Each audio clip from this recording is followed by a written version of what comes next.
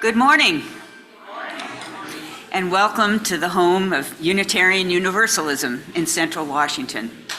My name is Chris Rader. I serve on several teams here at CUUF, and I'm glad to be your celebrant this morning.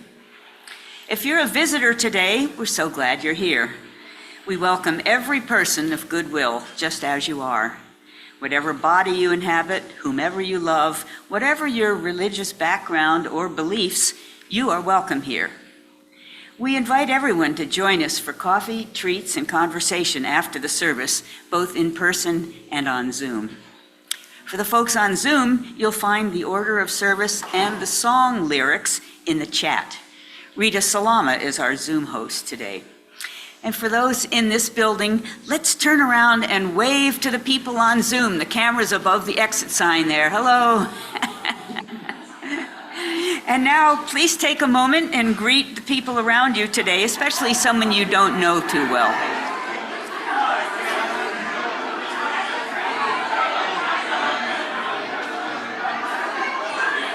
you think I should say anything about the restroom? It's pretty obvious. Yeah, there's signage. Yeah, that's good. yeah, It's right clear. yeah. We don't need to bring attention to it. And Jerry didn't answer the phone, so. I just texted him. I didn't call him. It's too late, you know.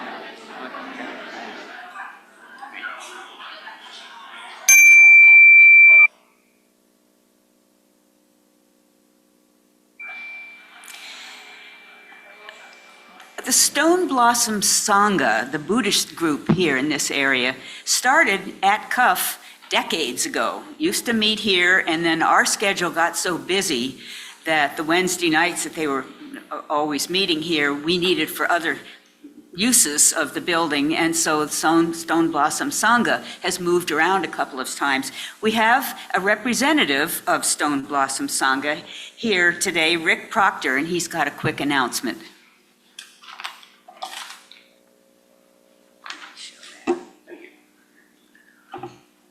Good morning. I'm the president of Stone Blossom Sangha, and I host a weekly book group. And we go into books pretty deeply, and we read them in study time. So you're not have to pre-read or anything like that. It's recommended. But we're going to start a new book on September the 4th, and I just want to invite you folks because I thought maybe somebody here might be interested. And this is the book. It's Hakuin, who's a famous 19th century Zen master, on Kensho. And Kensho, have you ever had that moment when you're sitting underneath an apple tree and an apple whacks you on the head and you go, gravity, right?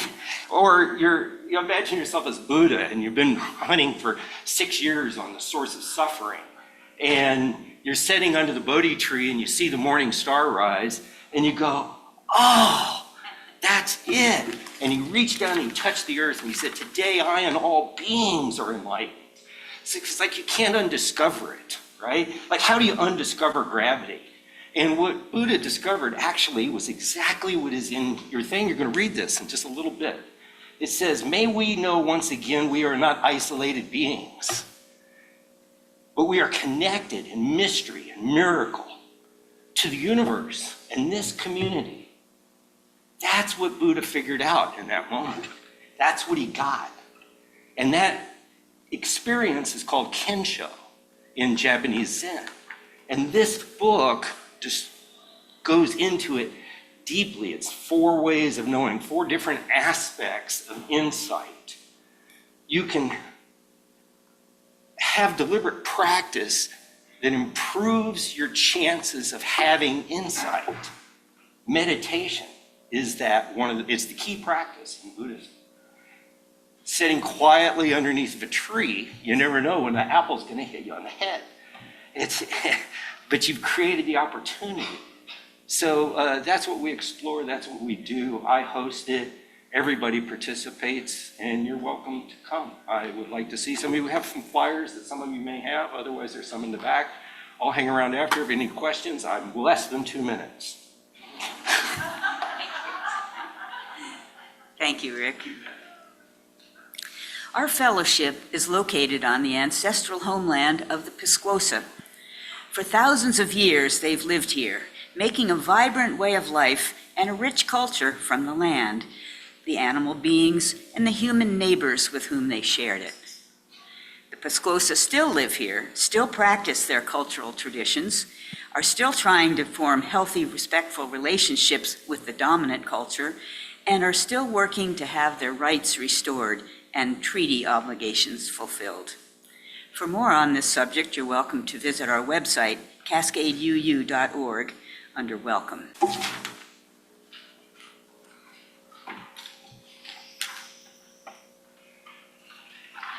I lost my bookmark. Put it in here. No, I don't.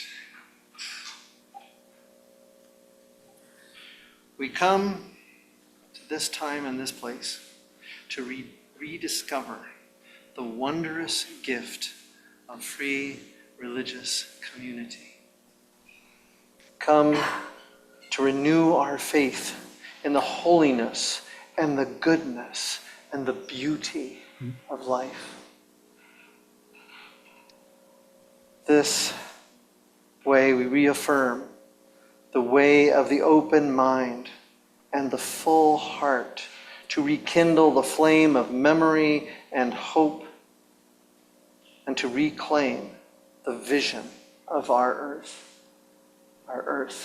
made fair and all its people one. In this spirit we are gathered.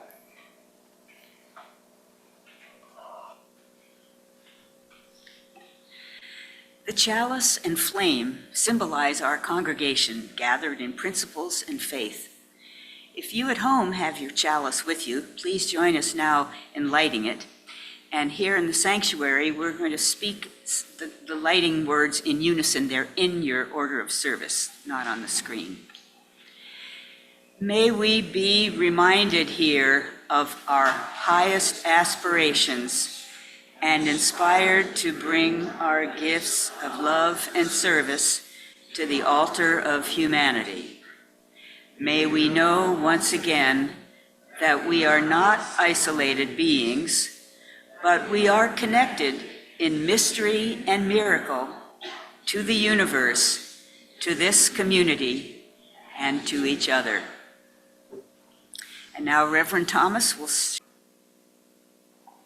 Service is about peace, intentionally chosen to invoke a mood of peace.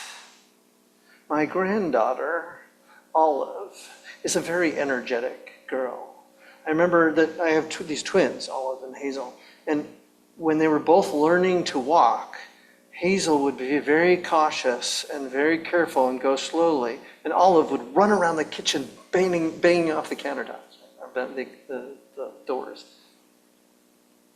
One morning when I was with her in July, she got angry.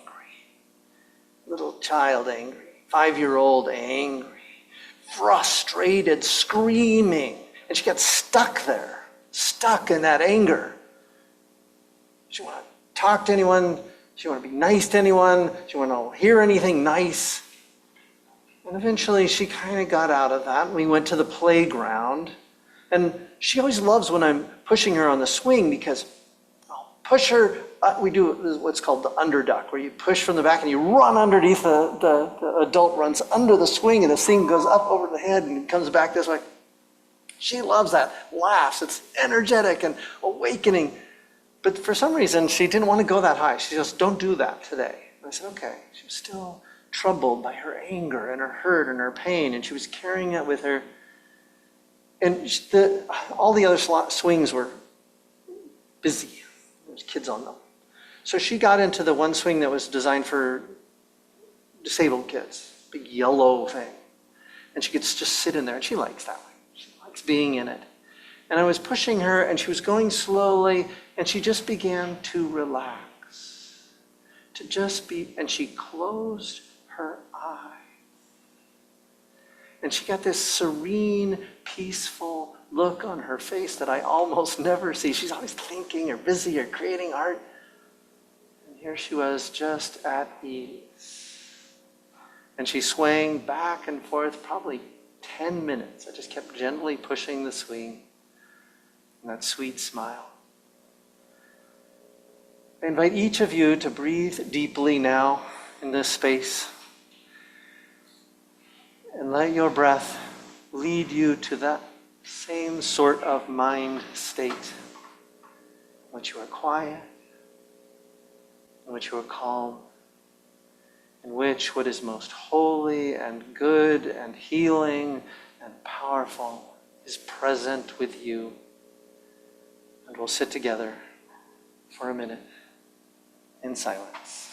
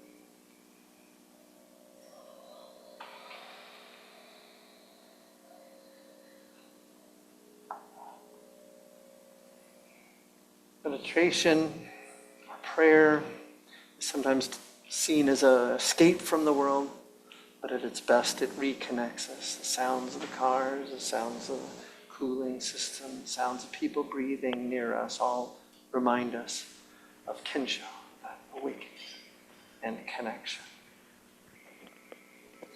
Now I want you to listen to something from National Public Radio, a little clip. When is the right time, if ever there's a right time, to make jokes about violence that's killed tens of thousands of people? For Palestinian American Sami Obaid, the time is now. Obaid's a former math teacher turned stand-up comic who weaves the Israeli-Palestinian conflict into his act. I majored in math. I'm a math nerd. I wish I was talking about math right now. I wish I could be telling people about a squared plus b squared equals c squared. I'm out here trying to put out A's fire. I'm trying to put out B's fire, and that requires a C's fire. Obaid is 40 years old. He grew up in California with the stories from his family.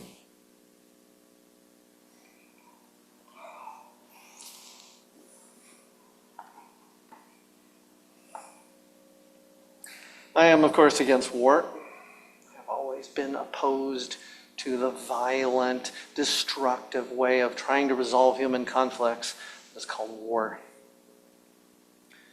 But I today assert that all of us, anyone who claims to be a person of spiritual power, a person who claims to be of intelligence and clear thinking, a person who claims to be a Unitarian Universalism is someone who is devoted, dedicated to creating peace.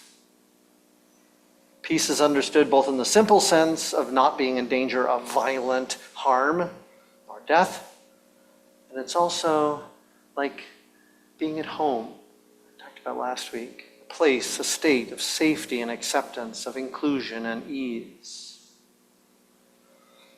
An equitable and inclusive peace with justice is what we seek. That's our ultimate goal. When someone tried to kill Donald Trump and ended up murdering another person, harming others as well, and then being shot himself, I was talking to people.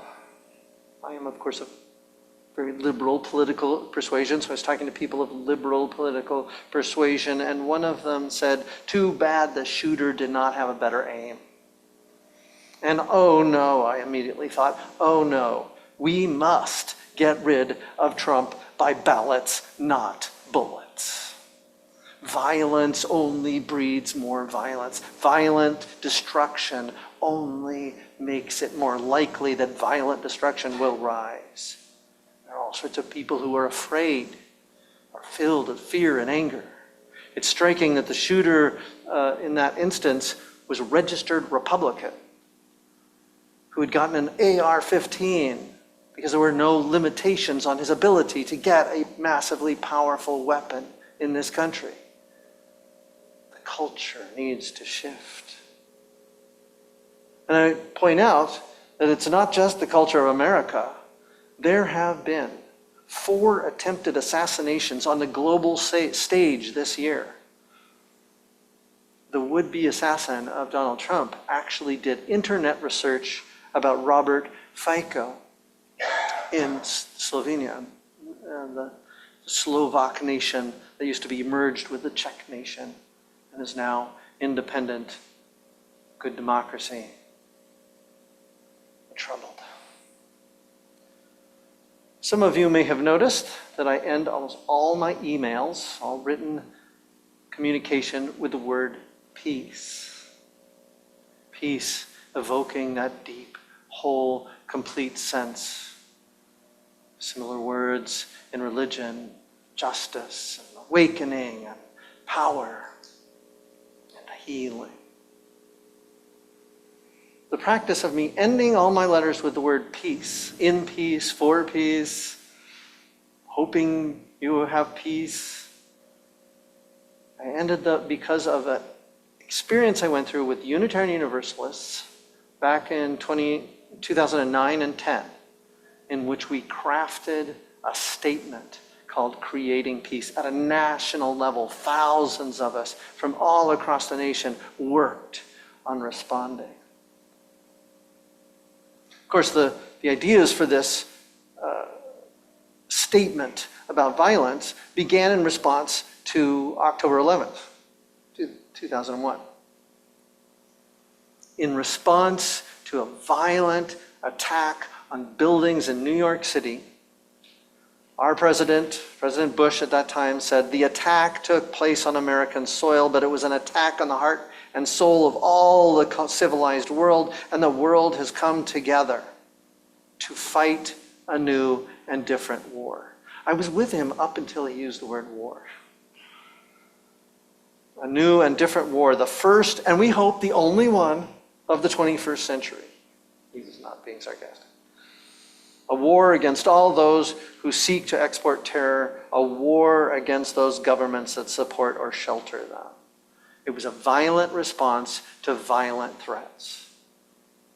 I love that moment that I remember. Well, I'll come back to that. The whole world did not come together in response to our increasingly militarized response. I remember 2 years after that, walking in a snowstorm with 70 other people as part of a national protest about our nation's decision not only to attack the people we thought were terrorists in Afghanistan, but to attack the country of Iraq, to take down the government of another country. We knew that our march was not going to change anything, but we walked through that snowstorm because we had to give demands to the call for peacemaking. Yeah, I love that moment in the children's story when Pinecone is being unrelentingly mean.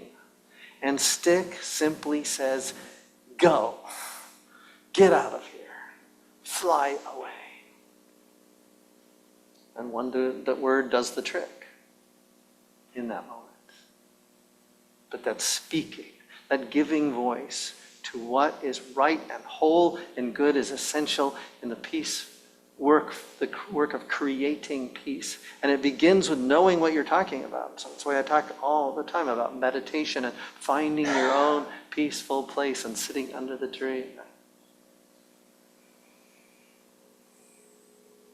In 2003, many UUs proposed that we become a peace church, like those of the Quakers who assiduously avoid any form of violence.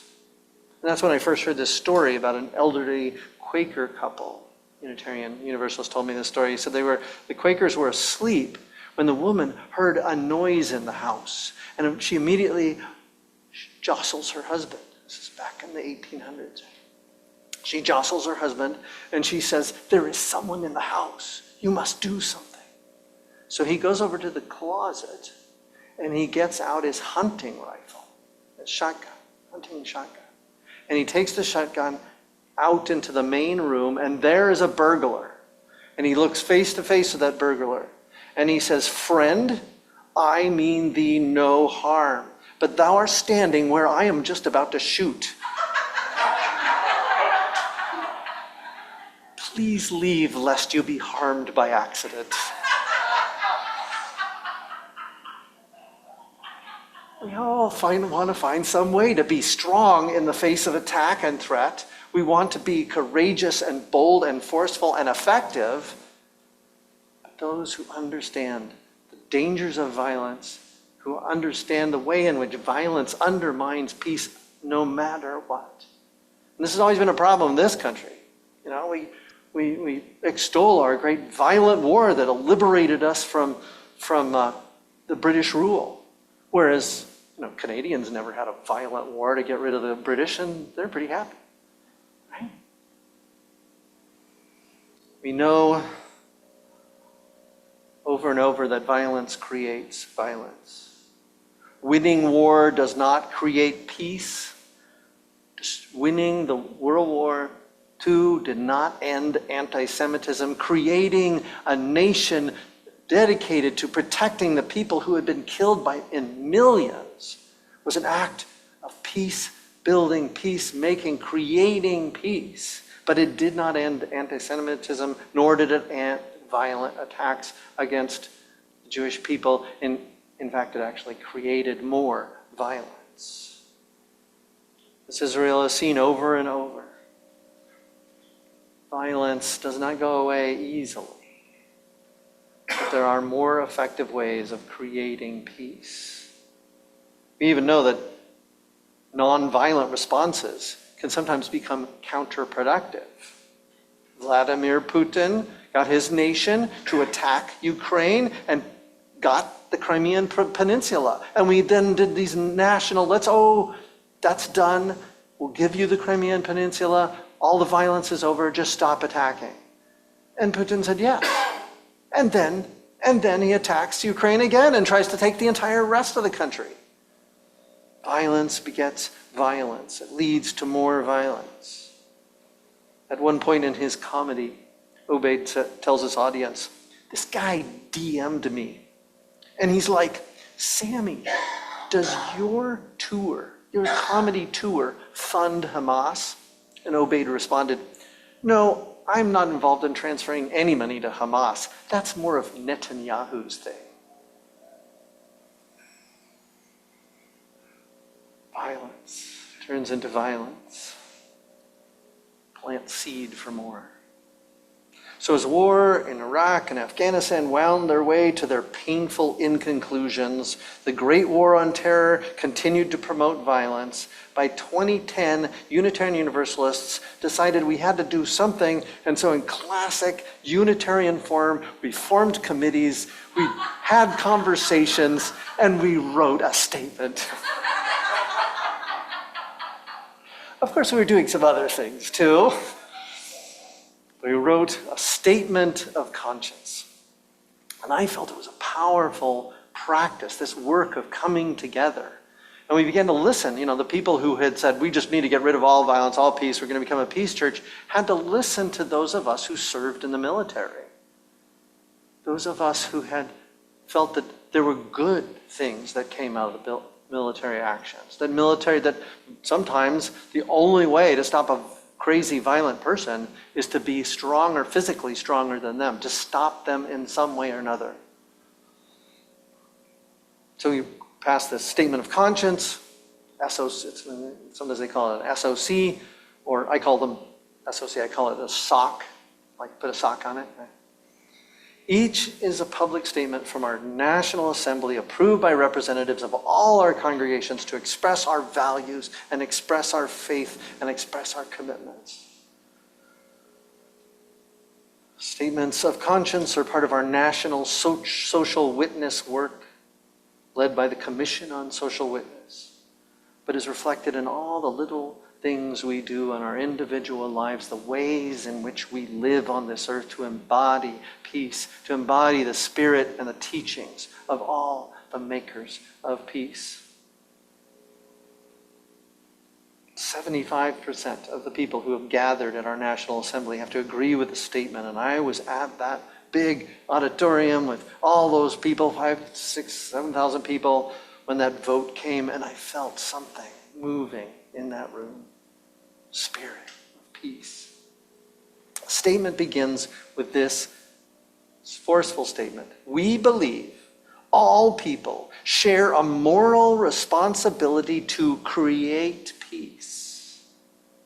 Mindful of our rich heritage and our past failures to prevent war, enriched by our present diversity of experience and perspective, we commit ourselves to radically inclusive and transformative approach to peace.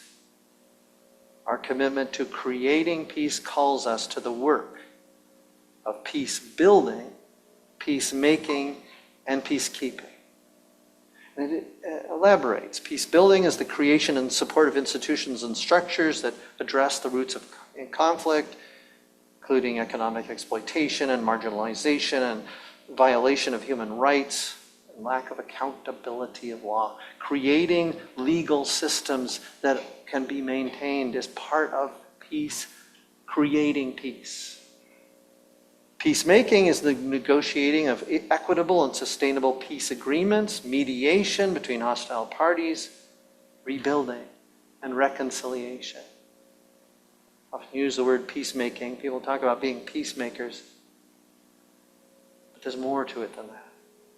And then peacekeeping is early intervention to prevent war, stop genocide, monitor ceasefires, and maintain them.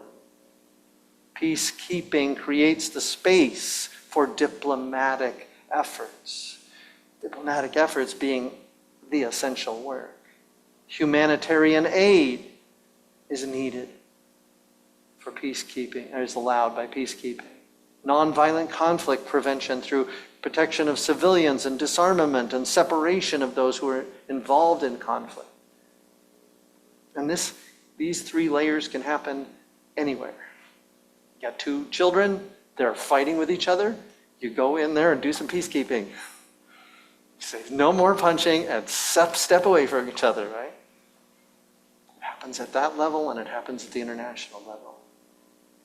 That statement goes on, the statement creating peace explores sources and theological principles and goals. It finally distinguishes the layer at 6 levels. It talks about doing it at a global level, a social level, a congregational level, an interpersonal relationship level, and then always within the individual heart. Peace begins in our own lives when we face fear, and we see our fear, and we don't let it drive us. Peacemaking, peace creating begins when we face our own anger, and we temper it so that it doesn't drive us wild. Hatred, delusion drive us away from peace, so we must pay attention to where they are and when they arise. Woven in all the sources of spiritual well-being is a counterbalance to hatred and anger and fear. The Holy Spirit lifting us up. The idea of creating peace was still in my mind after the killing of Michael Brown in Ferguson. It was in 2014. I was in St. Louis. Michael Brown is young, just about to graduate from high school, shot by a police officer and killed. And all the young people rose up, young adults. I met young adults who came back from college to march in the streets then. And they weren't simply saying this is wrong or complaining about something that had been going on for much too long. They wanted a change. They were demanding that we work to create peace. City, in the poorest sections of that city, the murder rate was huge. There was one middle school that in 3 years had seen 58 of its students shot dead. Middle school. And people were crying out on the streets and they were saying, no justice, no peace. No justice, no peace, which of course is a threat. If there's no justice, then there's not going to be any peace. But I changed the spelling. I don't know if I mentioned this before. I changed the spelling as I was going along because I was thinking about creating peace, and I changed no to K-N-O-W. No justice, no peace. When you know what it means to live in harmony with other human beings and you learn how to do that hard work, that Holy Spirit, that quality of life, that awakening comes into your being, into your life, and you know what you're really talking about. You have to know justice in order to know peace. Now, I hear George Floyd's name being raised up again after it kind of faded out in the news. All of a sudden it's being spoken because of the political moment and vice presidential candidate. I hope that it rattles people hearing that voice again, that name again, rattles people to go beyond the knee-jerk reactions and go back to creating peace.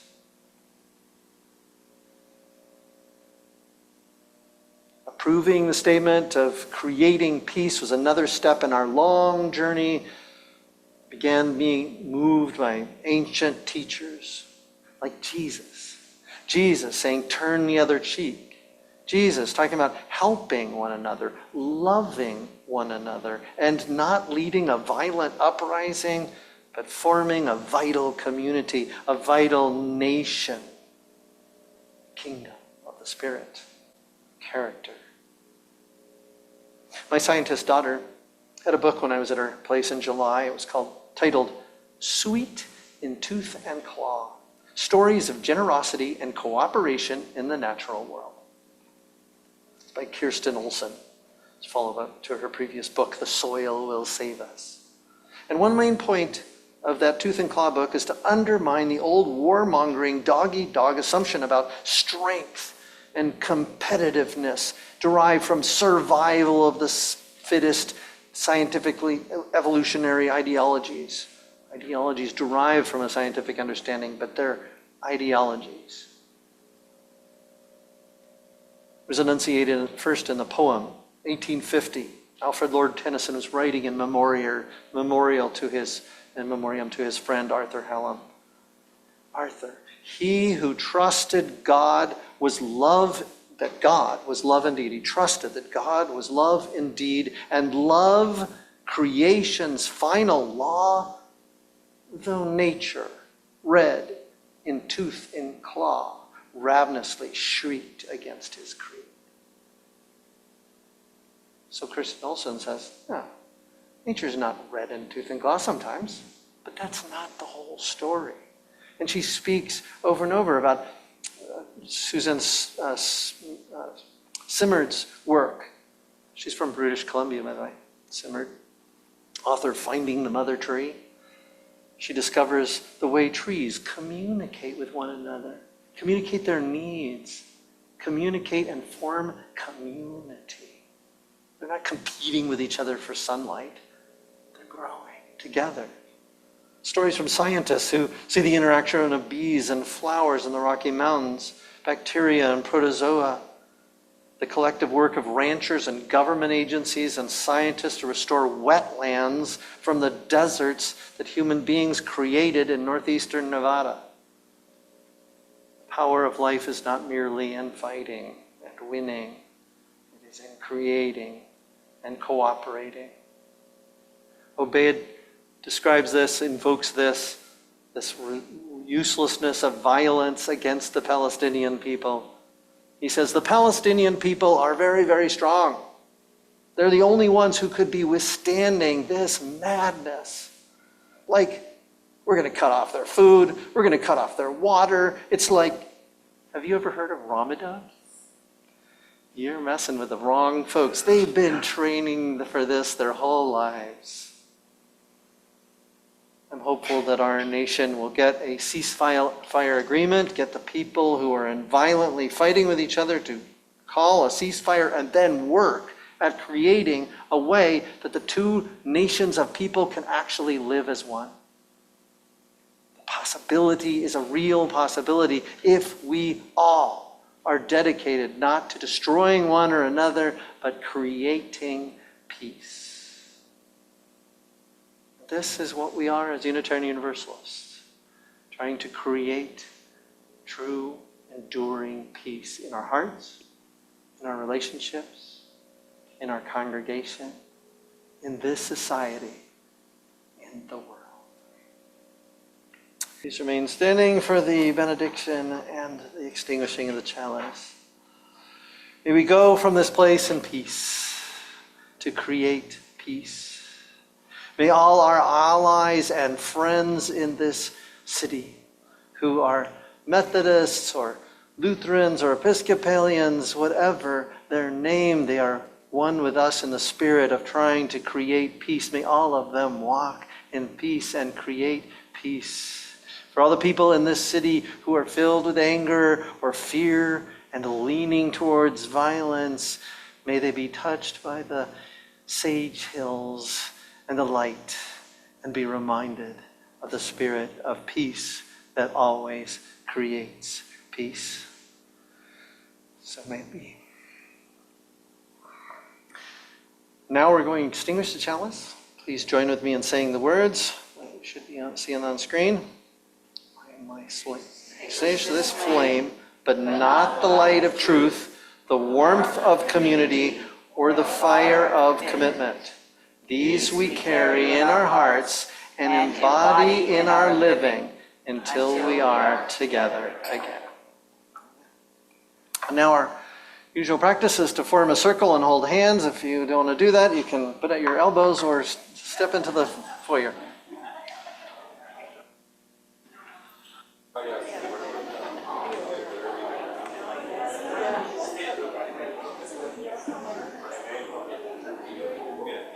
Larry will start. Carry the flame of peace and love until we meet again. Carry the flame of peace and love until we meet again. Thank you for giving me. I don't know if I'm right.